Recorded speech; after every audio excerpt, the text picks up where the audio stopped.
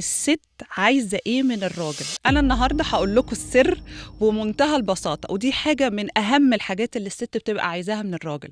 الست عايزة أمان. طيب هتقولي أمان يعني إيه؟ هقولك أمان مش أمان جسدي، يعني مش مثلا إحنا هتبقى الست مستنياك تدافع عنها، إحنا مش عايشين في غابة. اللي أنا بقصده هنا إحنا عايزين، أو الست بتدور على الأمان العاطفي. بمعنى إن هي دلوقتي لما بتكون متجوزة أو بتحب راجل، هي عايزة الراجل ده دايما يحسسها إن هو موجود، دايما يحسسها إن هو بيحبها. أيوة، الست دايما عايزة تحس من الراجل اللي هي معاه واللي هي بتحبه إن هو دايما موجود في حياتها ومش هيسيبها، وفي الصعوبات اللي هي بتمر بيها هو واقف جنبها وسندها. صدقني دي أكتر حاجة الست عايزاها من الراجل. ولو ده فعلا كان متوافر، الست على الناحية التانية هتبقى فعلا أنثى اللي هو بيدور عليها. دايما نقول الست مسترجلة. الست لو خدت اللي هي محتاجاه من الراجل، صدقني عمرها ما هتبقى مسترجلة، لأن دي مش الطبيعة بتاعتها أصلا.